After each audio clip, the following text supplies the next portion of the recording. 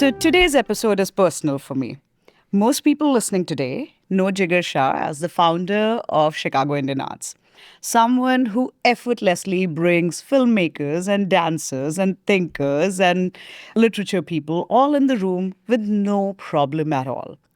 But I know Jigar from long time ago, from before Chicago Indian Arts was a thing, a dream, a vision, from before there was a festival.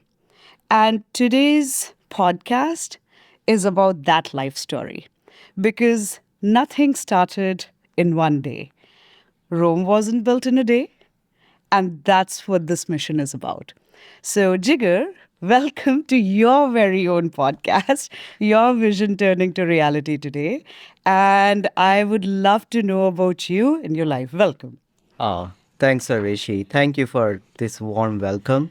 And first of all, thank you for being the part in with me in this journey. Oh, That is an honor for me. that's an honor for me. Nothing can really make me happy when you have your real friends who really believe in you and who are a part of your journey when you're trying to build something very meaningful. So That's thank you true. so much. Thank you. Thank you, Jigar. It's a pleasure. We'll talk a lot more about how all of this came about. But I want to go to the origin story. Now origin stories are a thing. So we'll talk about Jigar's origin Definitely. story. So I want to start much earlier than Chicago because I feel what I see now and what I've seen over a decade is a spark that was lit way before anything started. So I feel that what you have, you must be a boy who grew up in a home where culture was not something you went out to celebrate, you lived in it. So that's what I'm curious about. Tell me, what was your childhood like? Tell me, what is it that your parents imbibed in you then that you still carry? Tell me all about it.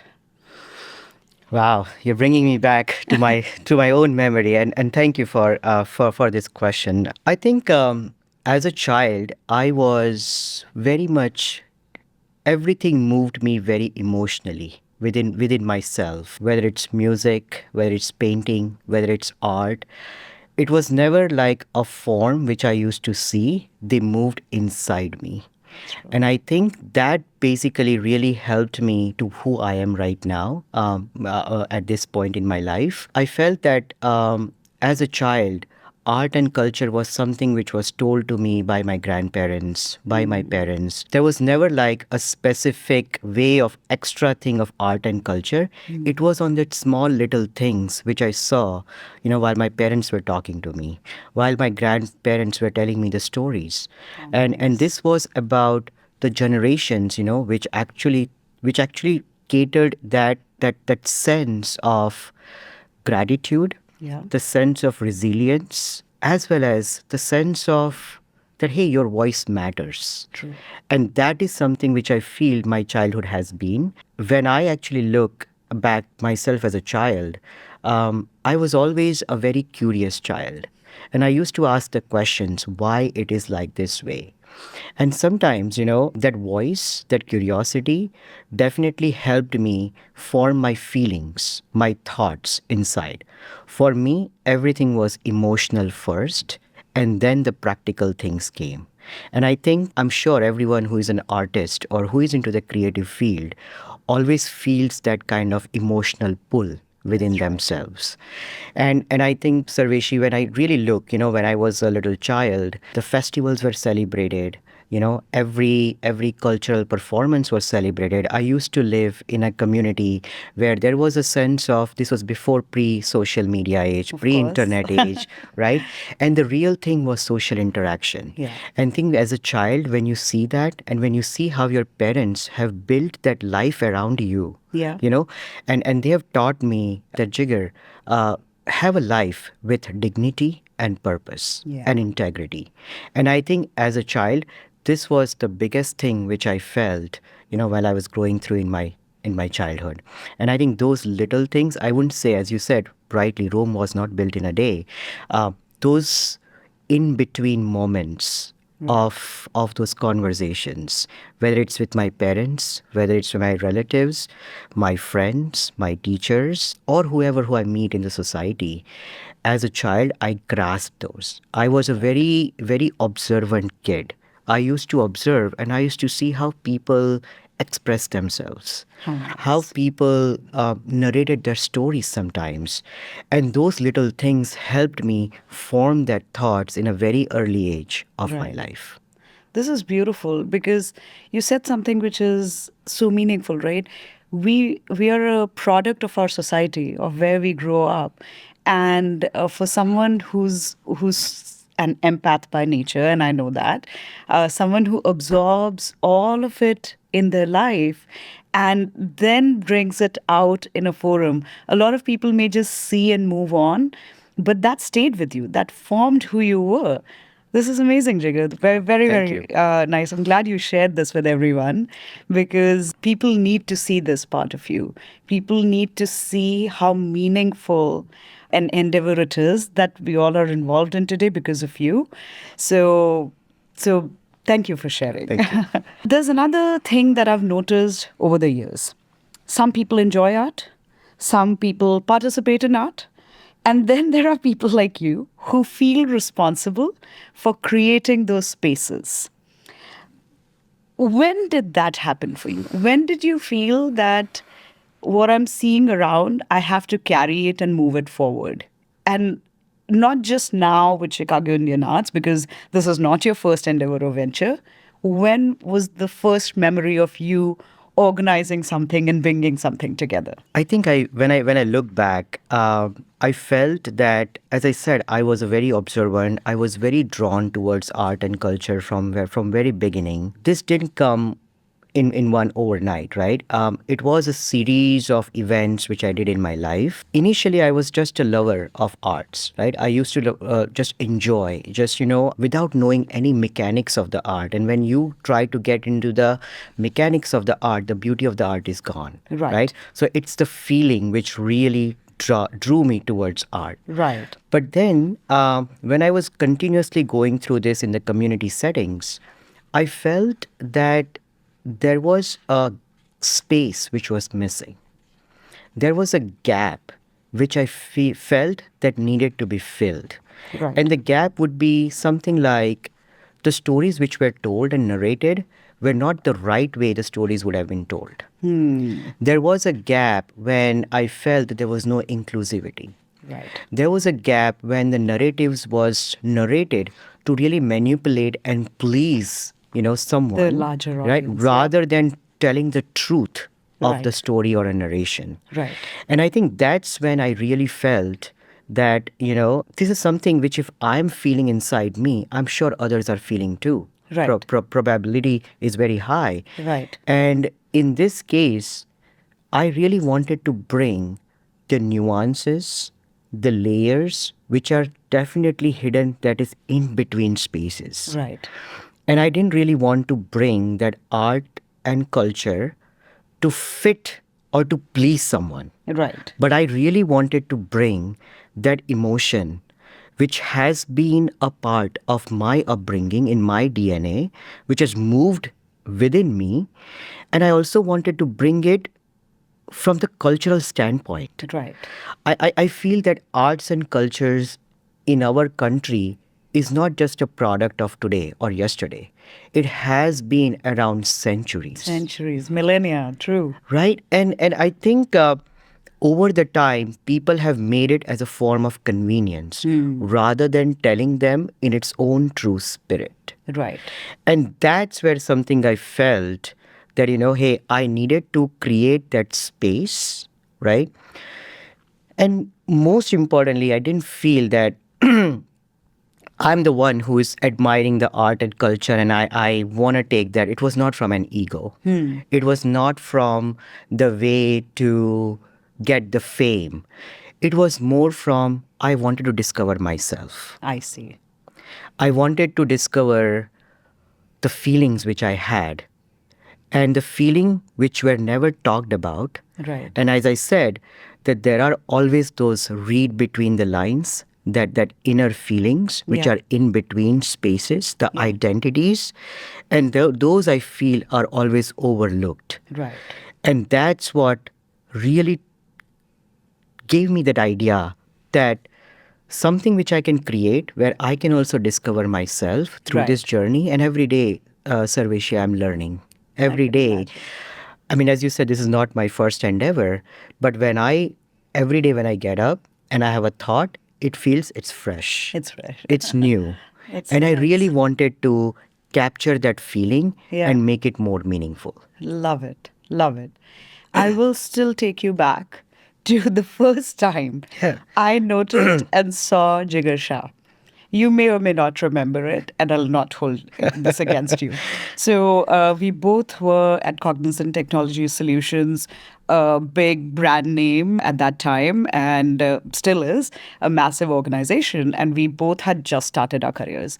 They, a few months into our careers, they were having their annual event, which was a massive festival. I think it would draw a crowd of, just in our city alone, it would draw a crowd of around 30 to 40,000. It was huge. I remember that. Oh my God. And I remember seeing this guy who has just come out of an engineering college, and he has organized this dance troupe, and there are several events happening in the day, but he's very confident of what he's doing, and his event and his show goes amazing that evening. And I know that because I was emceeing that event. So I saw that whole thing play out. And I swear I stood there and I kept on wondering, where does this confidence come from? Like, we have these people who are career stalwarts there. We have all of this whole arena around us. And then there's this guy who's just within months organized his own dance troupe, and he's doing this. So tell me more. Tell me about that guy. Oh man, wow. That was right after my undergrad, my first job, always very special to Yes, me. yes, I didn't even know, hey, what my career will look like, of my course. very, very first initial years. And you rightly pointed, I think that child was still alive and is still alive, Sarveshi, within me. Even at this point as well, I have never allowed that child to die. And I think that really is something which I feel. And again, in this podcast, that's my secret sauce. That I have a child within, still alive, still keeps me very young, still keeps me Wonderful. very, very curious, and still keeps me very grounded as well. As you said, it was not about the confidence or, I figured everything out. But as you said, my upbringing, my parents told me that, Jigger, to start something, you don't have to have everything figured out on day one. You just need an intention, right? Yeah. If you have the right intention, I think things will work the way it has to work. So don't believe that, you need to know everything to Yeah. start something. And I think that really lifted a lot of stress from my Agreed. shoulders, right? Yeah. I could feel that I could figure things out. Anything. Yeah. I believe in this, and I think as I grow and as I progress, things will happen. And I have learned those skills, in my college, in my school, that I have the resources and I will find out. But what I know is the intention, right? Right. When I'm building something, if I have to put it in one way, in a one line, something I'm building is at the intersection of emotions and intention. Love it. And and So and nice. and that's something which I feel is something which gave me, I wouldn't say like the confidence, but that gave me the purpose, that gave me the clarity.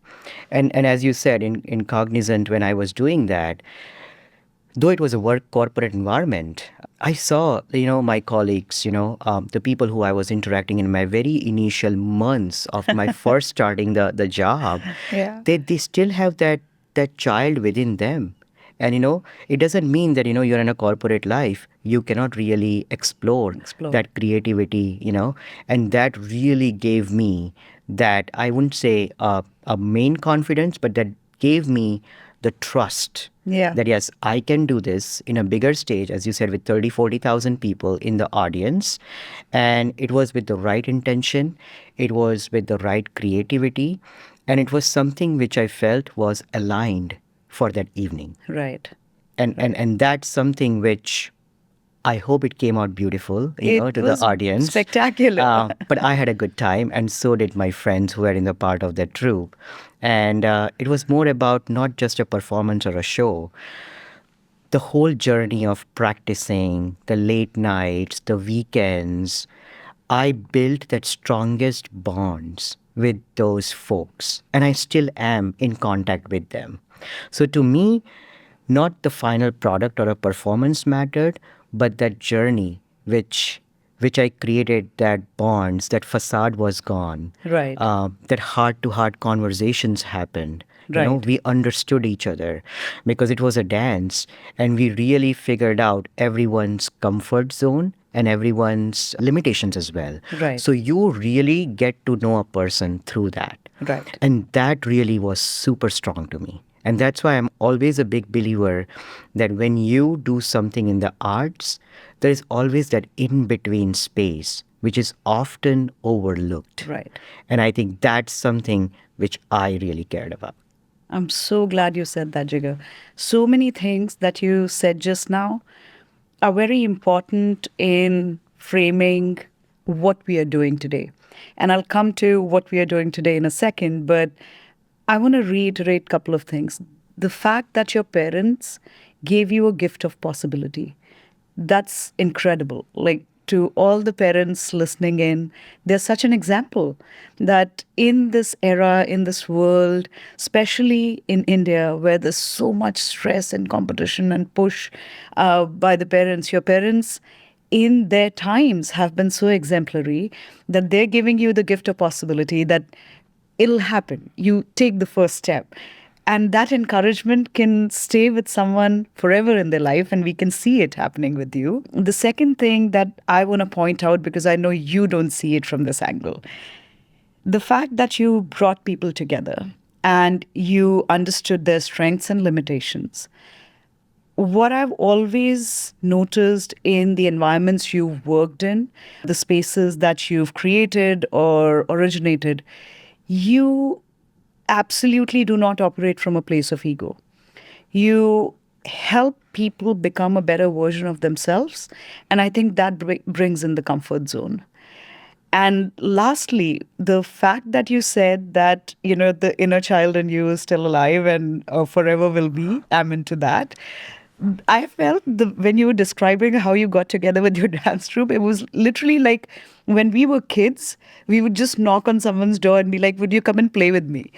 And that's how what I was imagining when you said, I got together, I asked people, and we built a troupe. I mean, it's it's amazing, Jigar. And I know to you, it must seem natural. That's not how most people operate. So it's a very special thing, and I'm so glad you've kept it alive. That's incredible. Thank you. Now we are moving countries. Okay. Yeah. We've left India physically and we've moved to Chicago. Okay. Moving can do a lot of things to people. You're in a different world. You're starting afresh. You're starting from scratch. You're building your foundation, and you're figuring things out for yourself. And for most people, that itself becomes life. For most people, that's how the next 30, 40 years will continue to be. But that's not what happened to you. You came here in a city where you didn't come with a godfather or someone, just having your back at all times. And you became an incredibly important element of the Indian community over here. Any classy event that we've heard of, anything that's happening which spikes interest of people that, oh, what is this? Jigar Shah has been at the center of it. Tell me, how did that happen? Well, I think, thanks for the question, by the way. Very, very in-depth question. When I look back, moving from India to United States, it was not just a physical move to me. it was an emotional reset. Right. I felt that when I came with certain kinds of values, my shared experiences, my stories, my identity, which I grew up for my initial forming years of my life, and then coming to a different country, I suddenly felt that I had everything, but the context was missing. And that context became a response. I felt that there were times when I was thinking about things to constantly try to prove myself, because I felt that if I'm walking into the room and if I have to make myself loud and visible, loud to be visible, then there is something which is missing. Even the bigger festivals like we celebrate in India was just a normal day, Yeah. right? And then it changes your perspective on how you look things Absolutely. which you have been conditioned or have been formed over the very, very initial years of your life. Right. And that's where I felt that there is this void, which is about folks like me who have lived in two different continents, in two different cultures, can still bring a very richness of the culture where they are grown from, but can also embrace the newness of a different country. Yeah. And that response, Sarveshi, where I felt that the context, it was everything inside me, but it was still very invisible. Right. There were stories, there were instances where I felt that it's very hard to explain that feeling, but it is even more harder to ignore it. Yeah. And that really gave the birth that there are people who can be with like me, who has the values and the cultures they have been brought up with, but also they have the other country who is ready to embrace them Right. for who they are. Right. And to me, rather than seeing that as a challenge, I took it as a beautiful thing. I took it as an opportunity. And I think that move, that physical move you talked about, moving countries, really helped me even open my own horizons. Wow. I understood that the things which are in certain contexts where I grew up, and now the things which are the same things, but they are taken and perceived in a very different way. And that really helped me form my own stories. And as I told you, it's all about emotional pull to me. At the Yeah. end of the day, it's all about that feeling, that emotion, which I always felt inside my heart. And I think that became my USP. That became my strength. I started finding those areas where I felt that I have my own shared story, my experiences, my own identity. But now I'm embracing a context which is completely different than what the context was when I was growing up. Right. And I think that's something really gave me that sense that, hey, art is never black and white. Yeah. Art has deeper meaning to it. I always felt culture is never to be performed. Culture is always to be lived. Culture is always to be experienced. Yeah. Culture is always to be shared. When people say that I perform a culture, I'm like, you don't even know the culture, No. right? And that whole feeling became an product. So it started with a feeling, which became a thought, which became a memory, and then it became the continuity of how I need to really project and do things, which still allows me to be rooted within my own values and culture, but at the same time, embracing the new opportunities, the new culture, and how I can bring those shared experiences and cultures and the stories, which still resonates with me, but creating a new context around it. Right. And that's what happened when I moved. Love it. And you brought up something very critical, which I think I see a lot around, and you and I have had ad nauseum discussions about it because I feel Yep. very strongly about it. That a lot of things that we see around India uh, extremely culturally rich civilization is usually performed. That was the key word in what you were saying to me, that most of the time it's performative, and whenever it's performative, it is with the view of an audience, right? Mm-hmm. Then it is trying to please somebody. And the richness of Indian culture is way more than performances. So I think that stayed with me. That's such an important difference in why I feel connected with you, with the space, with what's being built out here. I think that's the spirit of it. And now we are coming to the birth of CIA. And let me be clear, Chicago Indian Arts, okay? CIA. We are not talking about any other organization, please. I want to tell the our audience, our listeners, that when there was a rainy afternoon, Jigar gives me a call and says, "Are you home? I'm going to come." And I was like, "Sure, come over. We'll have tea."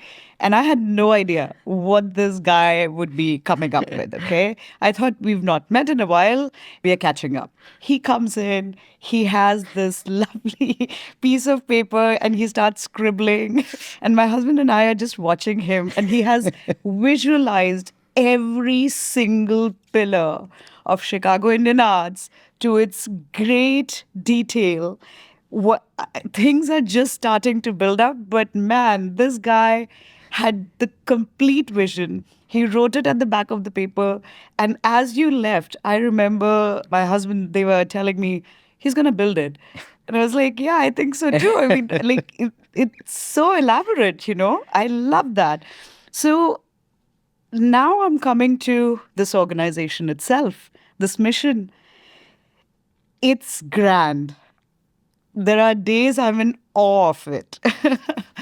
Please tell us all about what do you want to build here?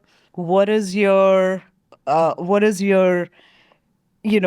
your dream? What do you want to see here? The spaces we are creating, where we are starting, and where do you plan to take us? First of all, thank you for allowing me to come that day, Sarveshi. That Come really on, helped you're me. always welcome. You know Of that. course. Yeah, I know that. And I just came, and it was, I think, that afternoon I remember. And I think that really reinforced the trust, not only just within myself, but someone who, like you, who I consider to be my family, that what I'm thinking is meaningful and it will work.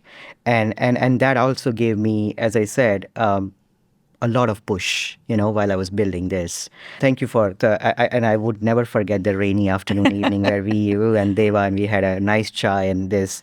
But yeah, coming to your question, I feel that to me, Chicago Indian Arts, I want to create a platform or an ecosystem where it's a living, breathing ecosystem where arts and culture are celebrated, and not only just celebrated, but experienced, shared, and lived through to its true identity. Love it. And that's what the Chicago Indian Arts is all about. I want to create this whole platform to bring this whole feeling which I had since my childhood. And I'm sure not only just because for me, but even for others who really feel the same way, to make it a meaningful platform where they feel that they belong to this. So I always joke how this all started, right? As I said, it started with a feeling, right? I always tell people that art is something which is a soul, which which brings the depth, Yeah. which brings the truth, which brings honesty. And art cannot exist without people, because the very purpose of the art is for the people. Yeah. And then people cannot function the way they will without art. Otherwise, people will not be able to communicate, to translate, to share their emotions, and art becomes that medium. Yeah. It is incredible. The Yeah. stories become that medium. Yeah. your emotions become the medium. Yeah. And that sometimes that words don't matter. What matters is what goes within you, how you're feeling mentally. And I think that's very powerful thought. And that's why I want to make sure that Chicago Indian Arts, I'm not compromising on something which art is packaged or marketed to please Yeah. something. Right. I'm not diluting the essence of art and culture because it's aesthetically appealing. Right. I am here to not dilute the form of the art, the story, and most importantly, for the people who are carrying those stories. Right. Right. And that's something which Chicago Indian Arts will become the platform for. Amazing. Chicago Indian Arts will not only, Sarveshi, will become, I want to create a legacy where it is not about me, it is about the community. Right. Years from now, if people can still walk into this wonderful event thinking that this is where I belong, this is where I really lived the way I wanted to, it's more about not the scale, it's about the depth. Right. That's what I'm looking for. I'm looking for that in between spaces which I can create for the identities who feel that they are not neither here or they are neither there. And that itself is an art to me. Right. That deserves to be brought out. Yeah. Those identities deserve to give that space in the way. Sometimes people feel that, hey, art is complex. And I want to keep that complexity the way it is. Yeah. I don't want to simplify it because when you simplify that complexity, it loses its meaning. It does. I want to create that complexity. And even if I am not able to explain them, I want to take my own time to offer the context for it. Right. So it's not about running too fast or too big. It's about running meaningful. Yeah. It's about creating that depth over scale, depth over noise. Yeah. And that's what I really want the Chicago Indian Arts to be To be as a platform. So that's the basic, my vision for this. And yeah, you asked a very good question. What is this all about? I mean, it's all about not only just admiring or celebrating, or arts and culture. It's about becoming from a participant to a creator Right. in this platform. Yeah. And that's a big paradigm shift. Right. When you see art not only just to admire, but you see art as a platform for courage, Right. as a platform for continuity, and most important, as a platform for contribution. Yeah. I think that's something which Chicago Indian Arts will be the place. Will be the organization. And there will be discomfort, Sarveshi. Yeah. And I would welcome those discomforts. I want that discomfort to be beautiful. Yeah. Art is not about perfection. What my parents and my teachers have taught me, and over the generations I have seen that, especially Indian arts and culture, which I have known, has gone through an era of endurance Yeah. and resiliency. Yeah. And that's all it is about. Yeah. It's not about something which is perfect. Right. You don't have to have perfection in everything. Yeah. Those imperfections are beautiful. Yeah. And that's what Chicago Indian Arts will be about. Will be about. No, great point about, having this space where there's a sense of belongingness. And I think it's also important because of the times that we are living in. I think there's so much polarization in every corner. You're creating a center where everyone can be, can belong, can talk. And, going back to the times where we all could agree and disagree with each other, and that didn't mean that we'd be arch enemies. And I think that space is very important. I want to point out something really quick over here. When we were working, when we just started this out, and you had planned out many different things, we sat down for creating our spine document because true. it was so important for us to see what are the principles we are standing on. And I want to let our audience and our listeners know that we've stayed intentionally non political, non religious, anything that divides. We are trying to stay away from that kind of forum. We don't want to create an amplified platform for anger and hate. But at the same time, we want this platform to be for those voices that don't get a platform. Usually we see A going to B, going to C, and getting amplified. But there's India being such a rich culture, whether you take textiles or you take food, you take spoken languages, anything you pick up, there's variation.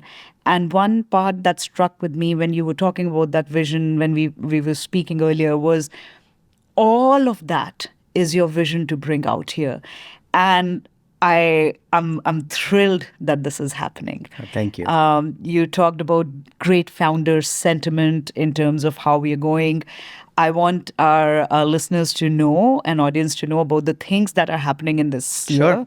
The very first. Go ahead, Yeah, please. absolutely. No, definitely. I think our very first flagship event, which is very close to my heart, which has this idea has been brewing in my mind for quite some time, as you know, is our Chicago Indian Literature Festival.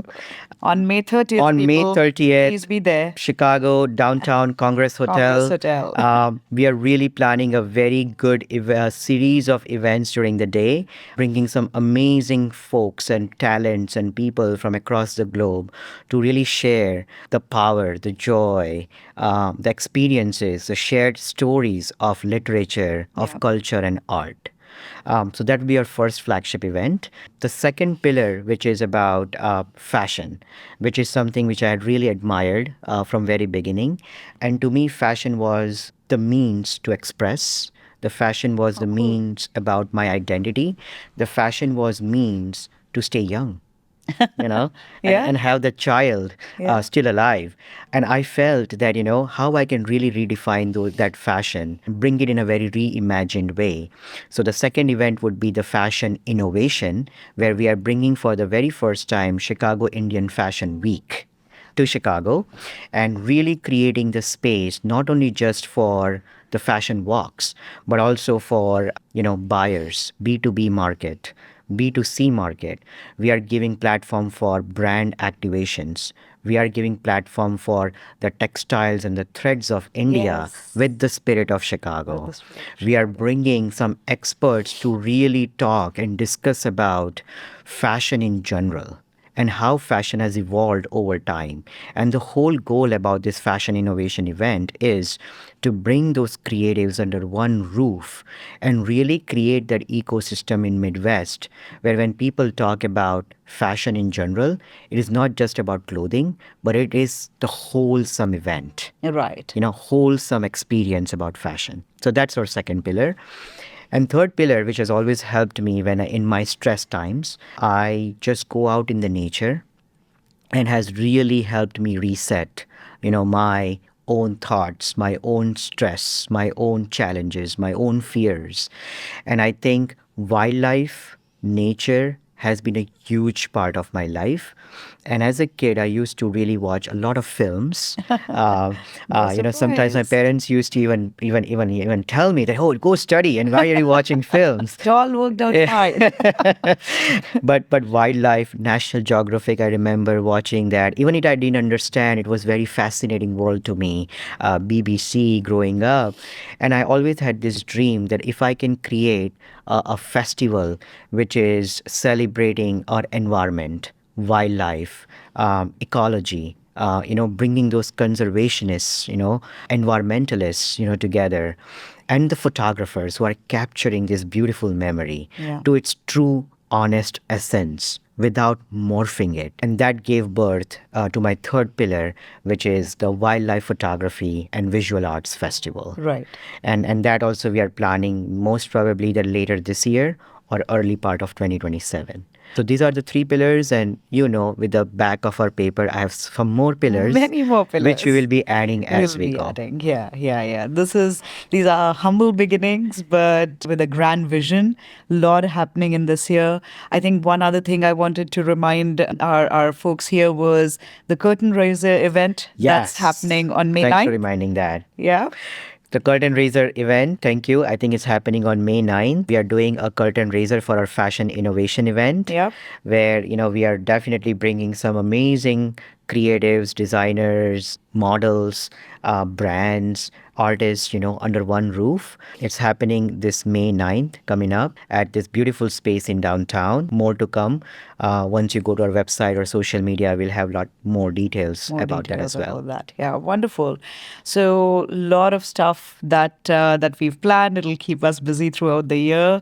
We have great team that is supporting us through everything that we are doing. I want to take a little bit of a detour right now because, as I talked about our team, it's full of different people, great ideas. You're bringing everyone together, and the working styles are different for different people, amongst us as well.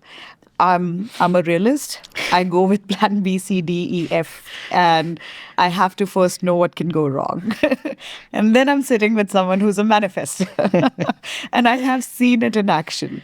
And I tell you, when we started working together on this, you've seen my frantic texts where I'll be like, but Jigar, how will this happen? How will we do it? And there was some conviction that you'd be like, it'll happen. And between January to where we stand right now, most of the days it seems unreal to me. So I can talk a lot about how it has been for me to kind of, learn, see it in action that, you can breathe things to reality and you have to believe and you have to be in that lightness of moment. What has it been for someone like you to work with someone like me who wants to constantly, know before moving forward? I think you have been my biggest strength. Oh, I would just simply put it that way. I think the working style, we have a lot of other people, within our team. When I talk to Divya, when yeah. I talk to Kavita, when I talk to, Neetu, when I talk to Neelam, when I talk to everyone else, within our team, everyone brings that perspective. And especially with you, Sarveshi, I feel that, as you said, I'm a dreamer. Yeah. I'm an artist and I need the reality check, which really keeps me in check as well sometimes. And I see, your working style really complementing with my thoughts, my vision, my dreams, my aspirations, because I can dream a lot, but then also have to make sure that it becomes real. And I'm trying to create that bridge, as I earlier spoke, between arts and people, and how I can create that bridge, which is comes from an abstract feeling or an idea, which becomes more of your shared experience, your story, your meaning, and then you connect with. So let me be very honest. Whenever I think something, there are a lot of layers going on in my mind. It's not just about one thing when I'm building. It it's always about that emotional pull, which it starts. That feeling, that emotion, then becomes a thought. That thought becomes finally a practical framework on how I should operate this. So, as I said earlier, that becomes the bridge when I say if I'm thinking something and if I'm not considering how others would consume it, then I am just thinking about my own feeling, but I'm not giving a context or a platform for the others around me to really participate. Right. And then when I'm just thinking about the context and I'm not thinking about the feeling which I felt that needs to be brought out, then I'm not being honest to To myself. yourself. Yeah. And I think that's something which I'm trying to bridge through this working mechanics which I have. So one of the things you asked earlier that how do you see the CIA? What is this Chicago Indian Arts? How what do you see as this being the platform for? The platform for something which I want to experience. My hope can become a creator of this, And then the platform can become a shared platform for others Right. who can contribute and own it. Yeah. Yeah. That ownership, Yeah. that accountability is very important to me. Yeah. Yeah. Yeah. I feel that Sarveshi, I don't want to be the only person behind this. I want you to feel the same way that you own Chicago Indian Arts. I want to feel, I want to have that feeling for others who come that they own this organization. And when I talk to them, I want to talk to them with that humility, with that, with that grounding gratitude that thank you for being here. And thank you for not only just being the part of the journey, but you are the journey. Right. You are a part of this. So if I can create that working relationships with my team where I can provide the respect, the honor everyone deserves, and everyone is as equally important like me when I feel about Chicago Indian Arts, that will be a success to me. Amazing. In fact, one of the things that I want to say, which in my experience, I feel there's difference in what we are creating. A lot of times, these festivals are very elitist. The people who are running it, the groups that are in the front, they there's a temperament of it being holier than thou, that the very people they're running it for, when they come to those spaces, they're made to feel, sorry, you're not that important, I'm behind the scenes. And I think you fundamentally changed that, shifted that in this organization you're building. To your point on, each one of us that's a part of your team, feeling that ownership, feeling that accountability, we are like, when we talk to each other on different things, we feel that we can run with things, or we can go ahead, talk about it, and even if we are making a mistake, we know that we'll not be standing for a public humiliation, because that's not who you are. So you're creating, that's what creativity is about, right? That it's not one perfect answer. We are all figuring this out, and you're creating that as a good leader, creating that room for failure.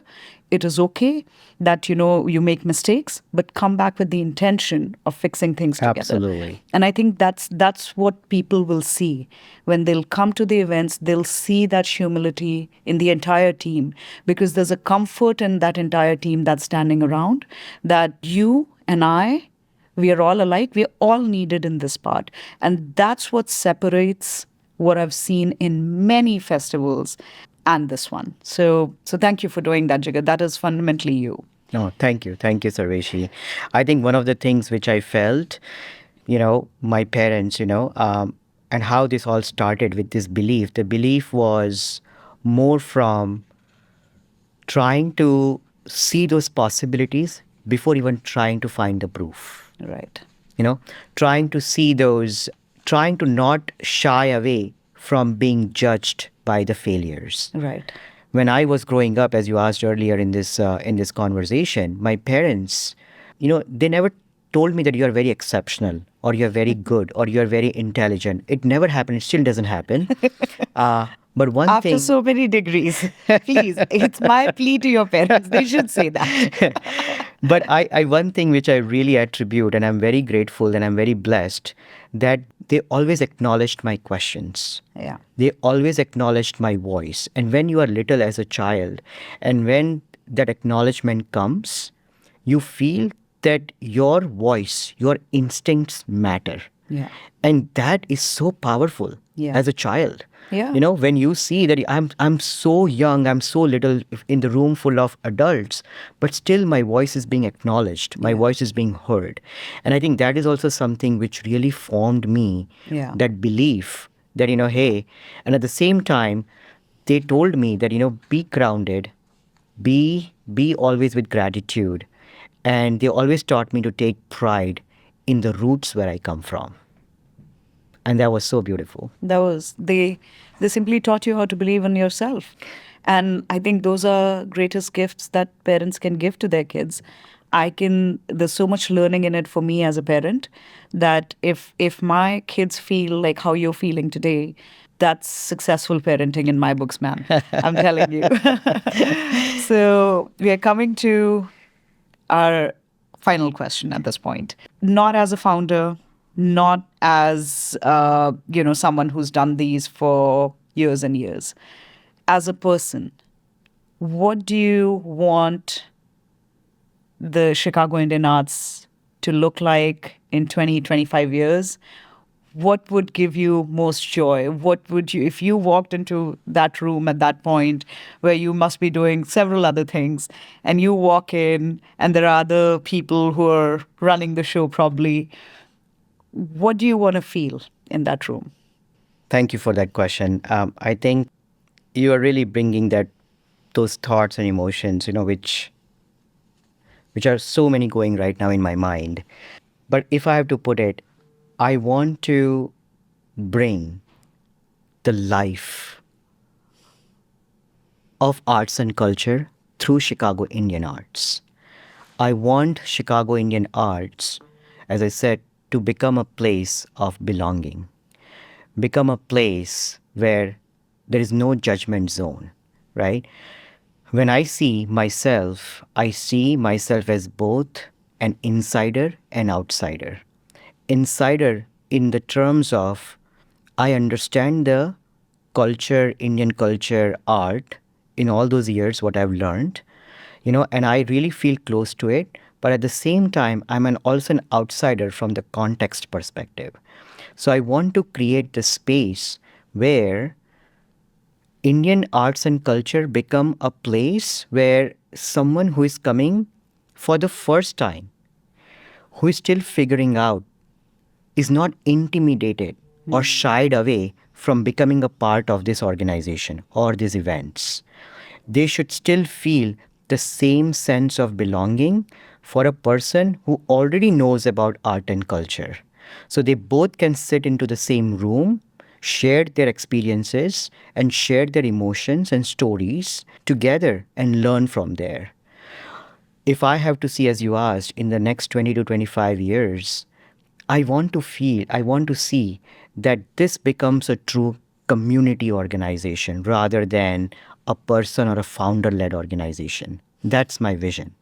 I feel someone like you, others, or even the generation which is going to come in the next 20, 20 to 25 years feel the same accountability and the same need that why this was started. I did not start this thinking that I'm the best person to start this. I didn't think that, hey, this was started because of an appreciation of arts and culture. I started because I felt that there is a need for these stories, these emotions, these experiences to be shared in the truthful way, in the honest way. And I just took the responsibility and the willingness to just build it. I'm just that. That's all I am in this whole ecosystem of this vision. I'm a very small part of it. I think the largest part of this organization is the community. Is the future voices, is Sarveshi, your kids, their friends who will be one day running, and that to me, and when they will feel the same sense of belonging, that confidence which I have right now in this vision, if I'm able to even create those 2 3 lives and then impact them through that confidence, that would be a success to me through this organization. I've watched you build things for many years. What strikes me is not the scale, but what you've built.